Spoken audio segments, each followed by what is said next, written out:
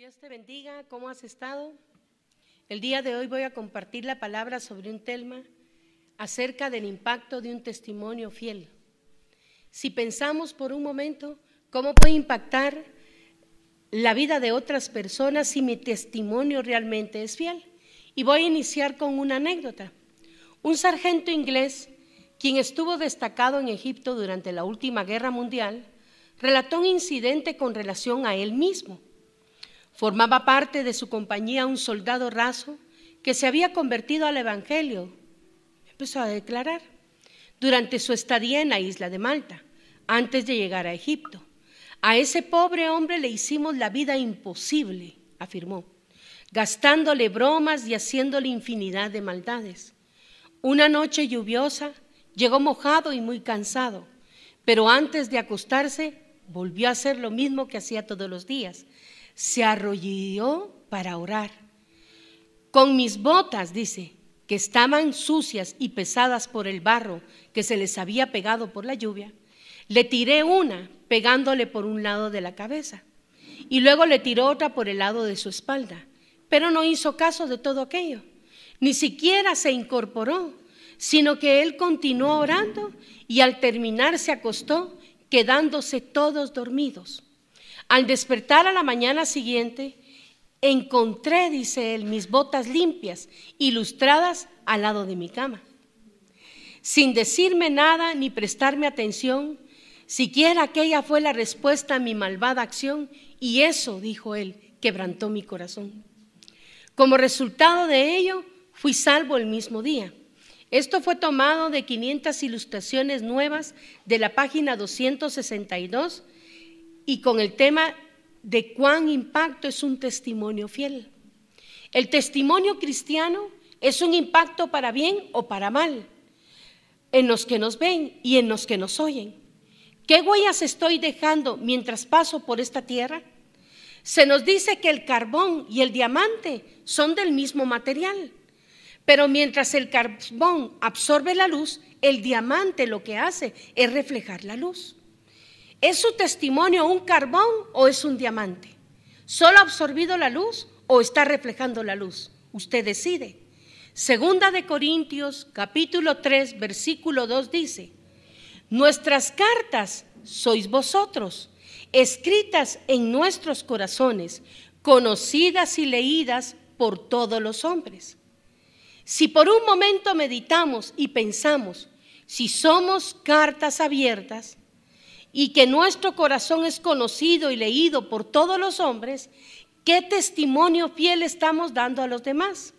Segunda de Corintios, capítulo 8, versículo 16 al 24. Dice la palabra así: pero gracias a Dios que puso el corazón de Tito la misma solicitud por vosotros, pues a la verdad recibió la exhortación, pero estando también muy solícito, por su propia voluntad partió para ir a vosotros, y enviamos juntamente con él al hermano cuya alabanza en el evangelio se oye por todas las iglesias.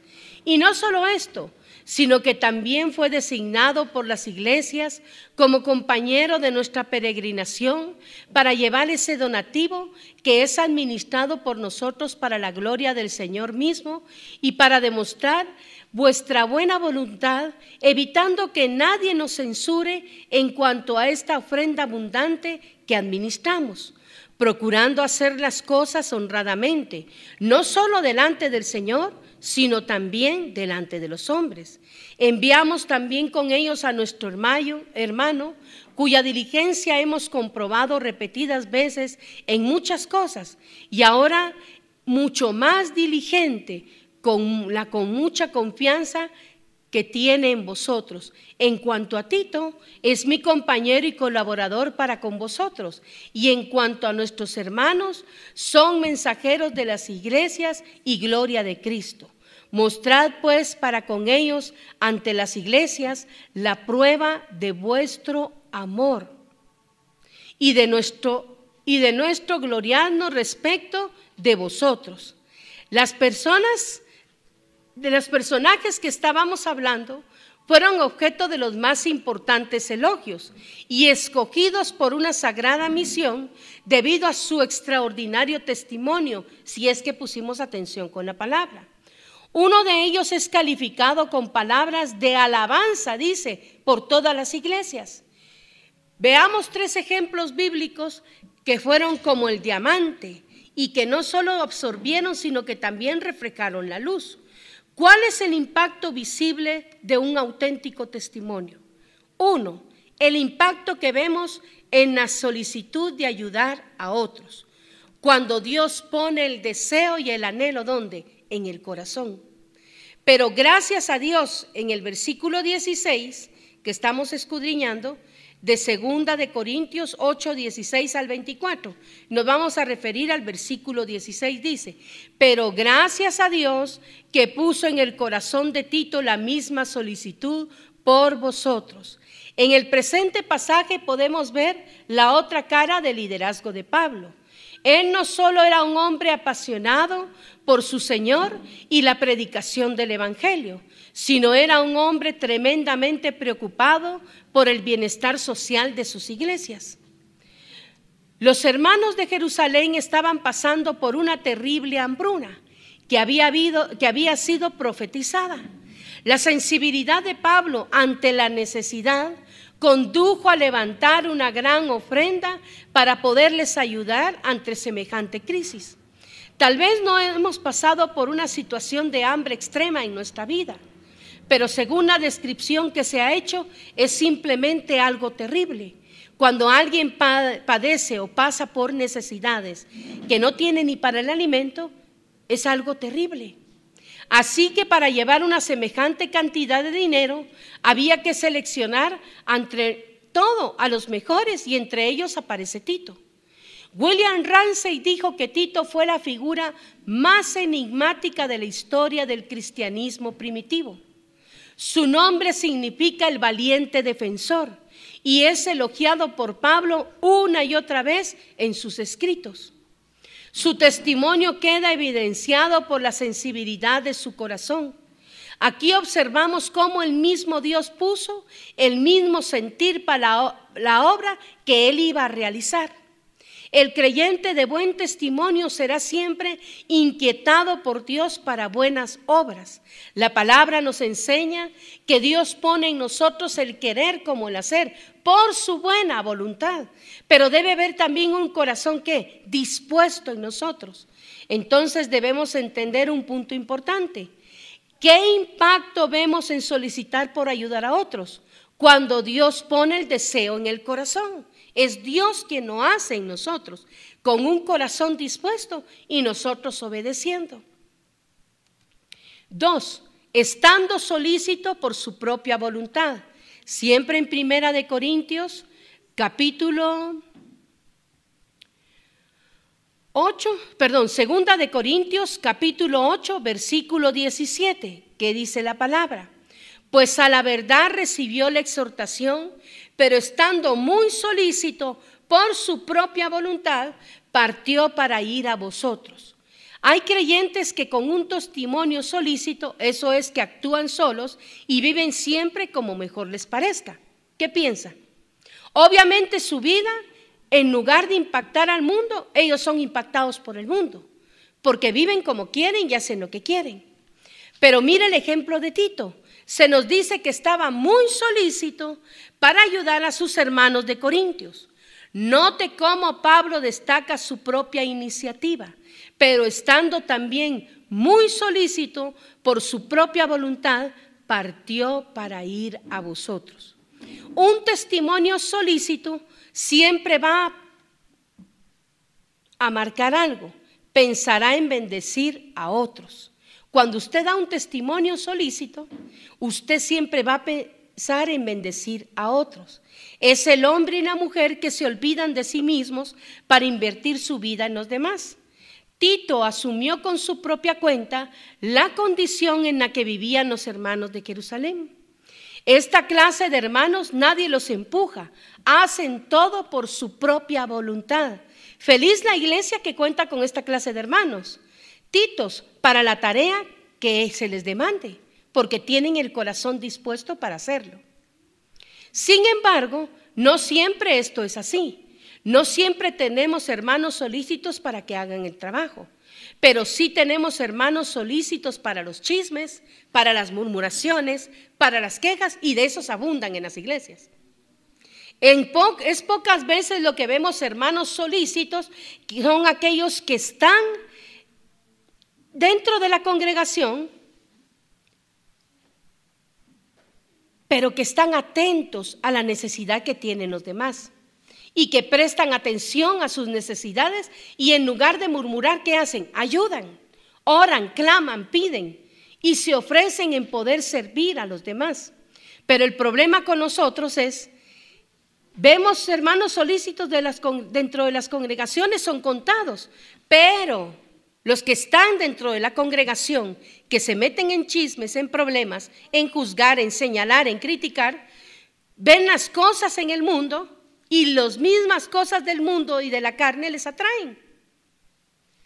Proverbios 19:17 dice: a Jehová presta el que da al pobre, y el bien que ha hecho se lo volverá a pagar. O sea que Dios no se queda con nada, te vuelve a devolver mucho más de lo que tú le has dado.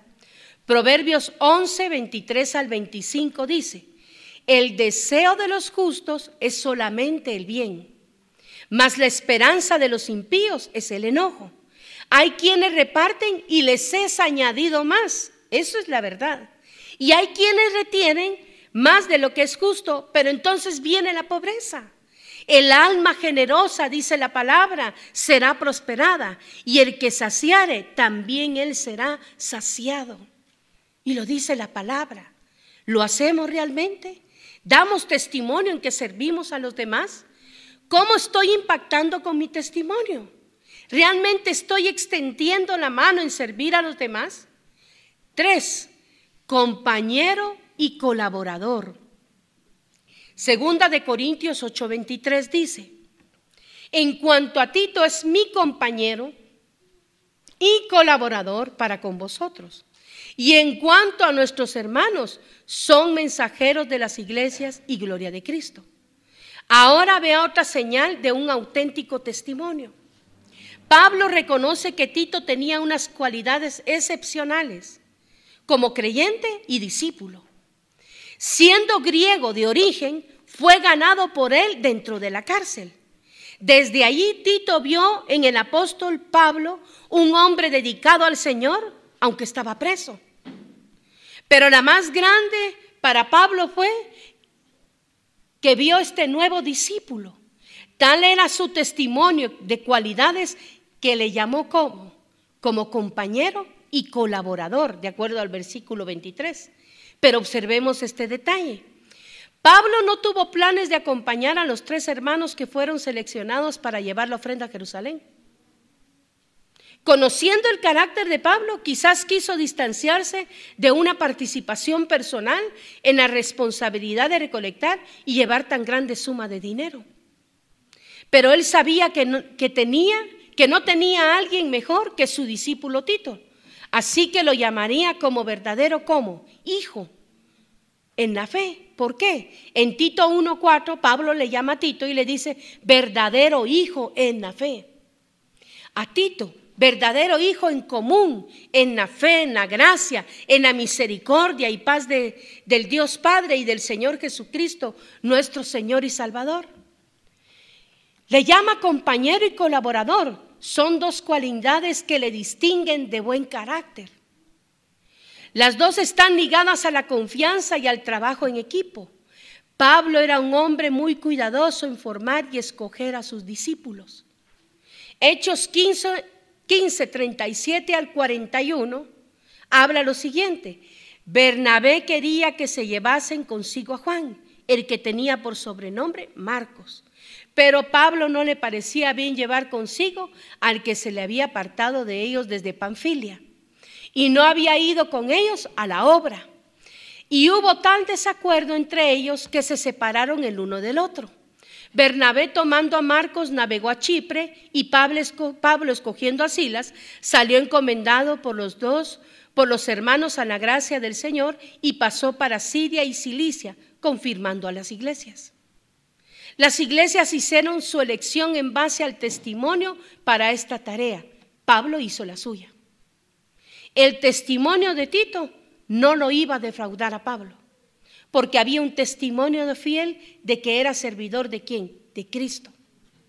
Lucas capítulo 16, versículo 10 al 13. Lucas 16, 10 al 13. Así pues, téngannos los hombres por servidores de Cristo y administradores de los misterios ¿de quién? De Dios. Ahora bien, se requiere de los administradores que cada uno, que dice la palabra, sea hallado fiel. Eso es lo que manda la palabra. Proverbios 26 dice: muchos hombres proclaman cada uno su propia bondad. ¿Cuántos no ha visto usted que dice que se alaban a sí mismos? Pero hombre de verdad, ¿quién no hallará? Son contados. ¿Qué testimonio fiel estás dando de Cristo tú? Si nos basamos en el primer punto de la enseñanza al iniciar, que dice el impacto en la solicitud por ayudar a otros, ¿realmente lo hacemos? Estando solícito por nuestra propia voluntad en hacer bien las cosas, ser compañeros fieles y al mismo tiempo colaboradores. ¿Será que se nos puede tener esa confianza? ¿O somos como los demás? Como dice Proverbios 26, que solo proclamamos nuestra propia bondad, pero hombre de verdad, ¿quién lo hallará? Otro punto importante es el impacto que vemos en la forma en cómo se alaba el servicio. Lo que todos están diciendo, siempre 2 Corintios 8:18, y enviamos juntamente con él al hermano, cuya alabanza en el evangelio se oye por todas las iglesias. ¿Quién era este hermano? Cuya alabanza en el evangelio se oía por todas partes.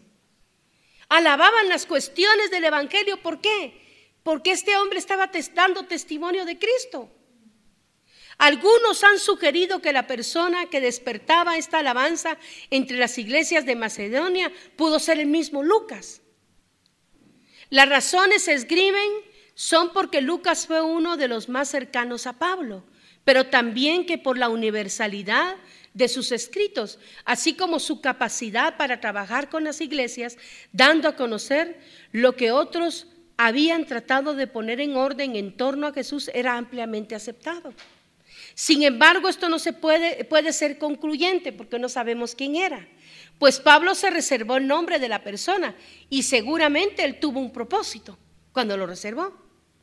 El asunto aquí es que tenemos a la otra persona que iba acompañándole, a Tito, en semejante tarea de llevar este gran donativo a los sufrientes de Jerusalén que tenían necesidad. El testimonio acerca de este hermano no podía ser más elocuente.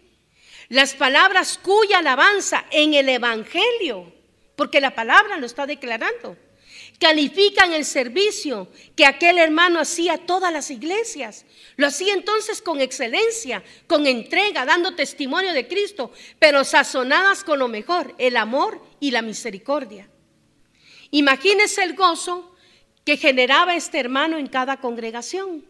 Seguramente cada iglesia quería tener en sus cultos a este hermano, pues solo su presencia ya era una bendición para ellos. ¿Te quieren los demás tan cerca? ¿Te quieren en tu congregación y anhelan tu presencia porque das testimonio del amor y la misericordia de Cristo? La palabra dice que nosotros llevamos olor a Cristo. ¿Realmente estamos llevando el olor a Cristo en nuestra vida y estamos dando testimonio fiel de quién es Él? Proverbios 28:20 dice: el hombre de verdad tendrá muchas bendiciones, mas el que se apresura en enriquecerse no será sin culpa. Proverbios 17:17 dice: en todo tiempo ama el amigo. ¿Y qué más afirma? Y es como un hermano en tiempo de angustia. Ahora te voy a preguntar, ¿qué dicen otros de ti? Piensa, ¿qué dicen otros de ti? Realmente cuando mencionan tu nombre, ¿te quieren cerca o te quieren lejos? ¿Qué testimonio estamos dando? ¿Importa lo que los demás digan de nosotros? ¿Qué piensas? Muchos creyentes llegan a la conclusión que no les importa lo que los demás digan u opinen de ellos. Pero es un asunto el que testimonio va a delatar para bien o para mal. Y Pablo dijo de nosotros que somos como cartas abiertas. En 2 de Corintios 3, 1 al 5 dice: ¿comenzamos otra vez a recomendarnos a nosotros mismos o tenemos necesidad como algunos de cartas de recomendación para vosotros o de recomendación de vosotros? Nuestras cartas sois vosotros, escritas ¿en dónde? En nuestros corazones, conocidas y leídas ¿por quién? Por todos los hombres, siendo manifiesto que sois carta de Cristo, expedida por nosotros, escrita no con tinta, sino por el Espíritu del Dios vivo. No en tablas de piedra, dice la palabra, sino en tablas de carne del corazón. Y tal confianza tenemos mediante Cristo para con Dios. No que seamos competentes por nosotros mismos, porque no somos competentes por nosotros mismos, ¿verdad? Para pensar algo como nosotros mismos. Sino que nuestra competencia proviene ¿de quién? De Dios. Una carta cerrada, ¿se puede leer? ¿Qué hay que hacer para leer la carta? Abrirla. De este modo se desprende que son los hombres los que al final del día estarán leyendo la clase de cristiano que soy yo. Una encuesta realizada en Estados Unidos pulsó la opinión acerca de las iglesias con los siguientes resultados. Fíjese que es una encuesta y fue una encuesta real. Los creyentes tienden a juzgar a los demás y a ponerles etiquetas como paganos, incrédulos e inconversos. Sin embargo, ellos mismos son hipócritas. Escuche lo que dice. Porque dicen creer una cosa y luego viven otra. ¿Qué testimonio estamos dando? Entonces importa qué dicen los demás. Porque los ojos de los demás están sobre nosotros. Solo cuando nos acusan injustamente es diferente. Porque nuestra justicia la va a manifestar ¿quién? Dios. Pero ¿qué testimonio estamos dándole a los demás? Sin embargo, ellos mismos son hipócritas porque dicen creer una cosa y luego viven otra. ¿Está afianzada tu fe en Cristo y en su palabra? ¿Nos ven como aburridos, chapados a la antigua y que nos falta verdadero amor por los demás? ¿Será cierto esto de nosotros? Si es así, debemos cambiar. De modo que en lugar de decir que somos hipócritas, que vivamos una vida transparente. En lugar de vivir chapados a la antigua, que seamos relevantes e influyentes. Porque el problema es cuando el cristiano se encierra y dice, no, yo no voy a compartir con esos porque son pecadores. ¿Y con quién compartía Cristo?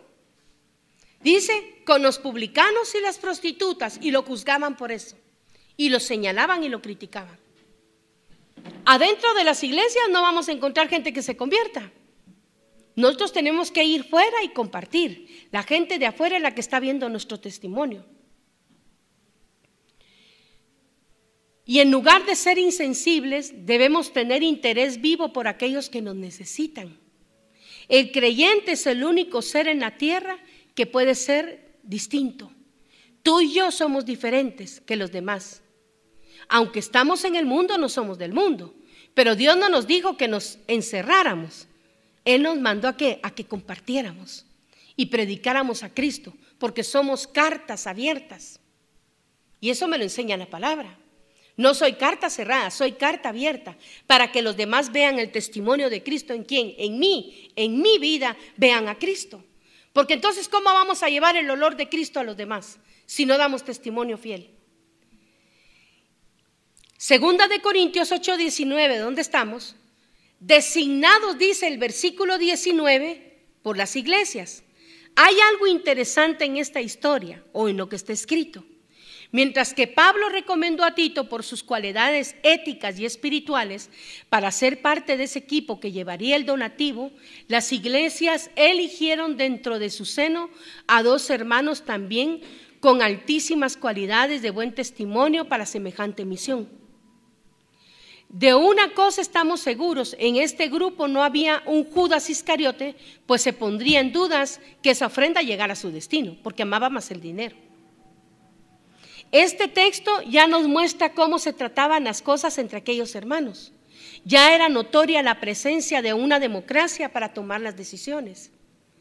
Pablo introduce esas palabras para hacer notar este sistema de gobierno.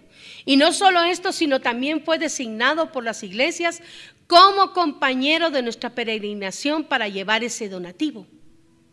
Este es el que da más fuerza al testimonio. Hubo un consenso que fuera ese hermano el indicado para hacer ese viaje.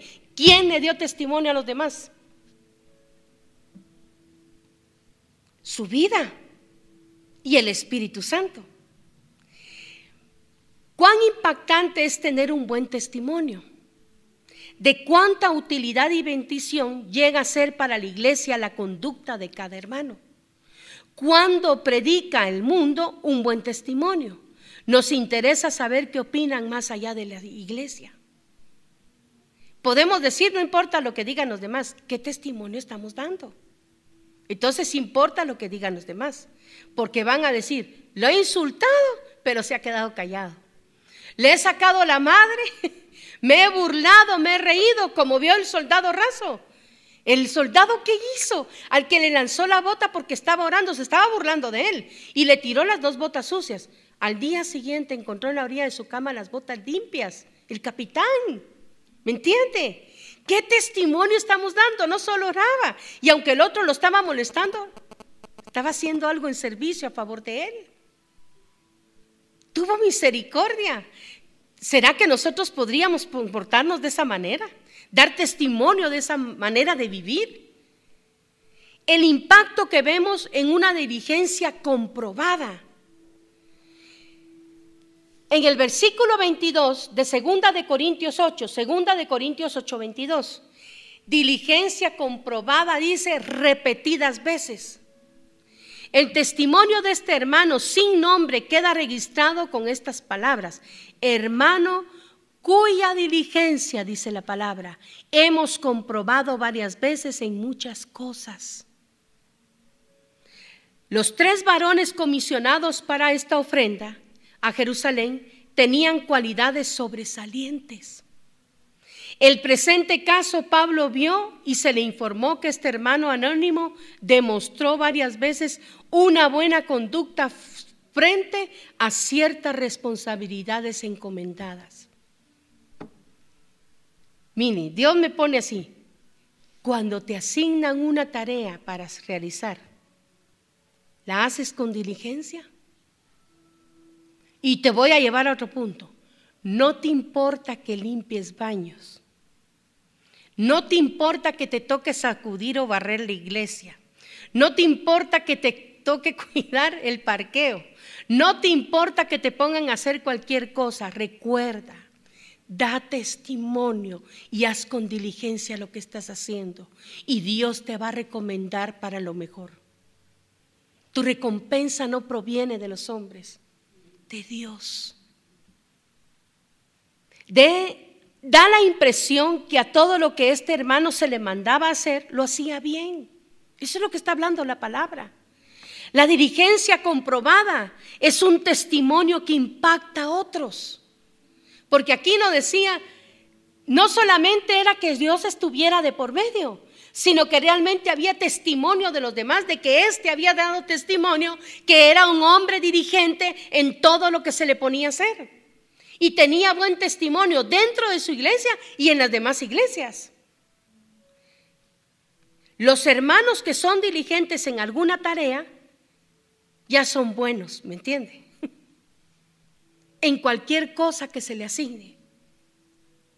Hasta lo sencillo, pero difícil a veces, ¿verdad? Limpiar un baño, hacer la limpieza. Imagínese cómo lo calificaríamos si es diligente en todo. Esta cualidad a veces es rara en la vida cristiana. No siempre estamos listos para ir más allá de nuestra asignación. Pareciera que lo más importante es cumplir con algo, que tener gozo al servir por algo, que todo lo que hagas lo hagas de corazón, no como para los hombres, sino como para el Señor, con gozo, con agradecimiento, no importando qué tarea se te ha asignado. Eso no importa. Cualquiera quiere venir y estar en el altar, predicar, cantar, hacer todo eso, pero para que lo vean o para que me vea Dios. ¿Me entiende?